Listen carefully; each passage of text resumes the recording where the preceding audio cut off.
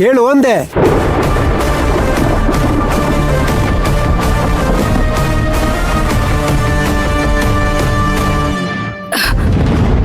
ಈಗ ಯಾಕಣ್ಣ ಈ ಪ್ರಶ್ನೆ? ಇವನಿಗಿಷ್ಟ ಇಲ್ದೆ ನಾನು ಇಷ್ಟೆಲ್ಲ ಮುಂದುವರಿತೀನ ಹೇಳು? ಸರ್ಸು, ನೀನು ನನ್ನ ಮಗಳನ್ನ ಸೊಸೆ ಮಾಡ್ಕೋತೀನಿ ಅಂತ 1000 ಸಲ ಹೇಳಿದ್ಯಾ ನೀನು ಬಾಯಿ ತುಂಬ. ಆದರೆ ಧ್ರುವನ್ ಬಾಯಿಂದ ಯಾವತ್ತಾದ್ರೂ ನನ್ನ ಮಗಳನ್ನ ಮದುವೆ ಮಾಡ್ಕೋತೀನಿ ಅಂತ ಹೇಳಿದ್ನಾ? ಅದಕ್ಕೆ ಇದೆಲ್ಲ ಮುಂದುವರಿಯೋದಕ್ಕಿಂತ ಮುಂಚೆ ಕೇಳೋದು ನನ್ನ ಧರ್ಮ ಅನ್ನಿಸ್ತು. ಅದಕ್ಕೆ ನಾನು ಕೇಳ್ತಾ ಇದ್ದೀನಿ. ರೀ, ಇದನ್ನೆಲ್ಲ ಈಗ ಯಾಕ್ರಿ ಕೇಳ್ತಾ ಇದ್ದೀರಾ? ಇವಾಗ ಕೇಳಲಿಲ್ಲ ಅಂತ ಅಂದ್ರೆ ಮುಂದೆ ನೊಂದ್ಕೋಬಾರ್ದು ನೋಡು. ಅದಕ್ಕೆ ಇವಾಗ ಕೇಳ್ತಾ ಇದ್ದೀನಿ. ಅಳಿಮಯ್ಯ, ಯಾಕಪ್ಪ ಸುಮ್ಮನೆ ನಿಂತಿದ್ಯಾ? ನಿನಗೆ ಈ ಮದುವೆ ಇಷ್ಟನಾ? ನನ್ನ ಮಗಳು ನಿನಗೆ ಒಪ್ಗೆನಾ?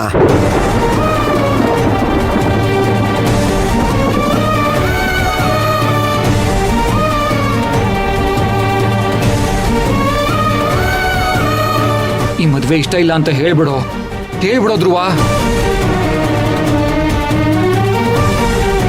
ದೇವ್ರೆ ನಿಂಗೆ ಅವಕಾಶ ಕೊಟ್ಟಿದ್ದಾನೆ. ನಾನು ಮೈನನ್ನ ಇಷ್ಟಪಡ್ತಿದ್ದೀನಿ ಅಂತ ಹೇಳು. ಈ ಮದ್ವೆ ನಂಗೆ ಇಷ್ಟ ಇಲ್ಲ ಅಂತ ಹೇಳ್ಬಿಡು ಅಣ್ಣ.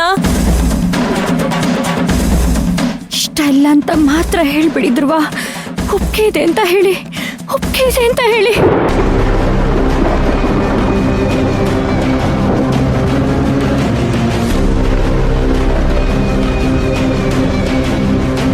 ಧ್ರುವ, ನೀನು ಕೊಡೋ ಉತ್ತರದ ಮೇಲೆ ನನ್ನ ಮಗಳ ಭವಿಷ್ಯ ನಿಂತಿದೆ.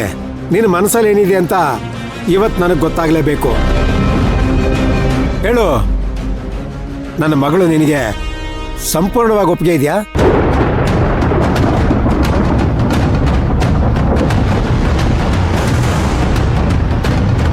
ಅಳಿಮಯ್ಯ, ನಿಮ್ಮನ್ನೇ ಕೇಳ್ತಾ ಇರೋದು.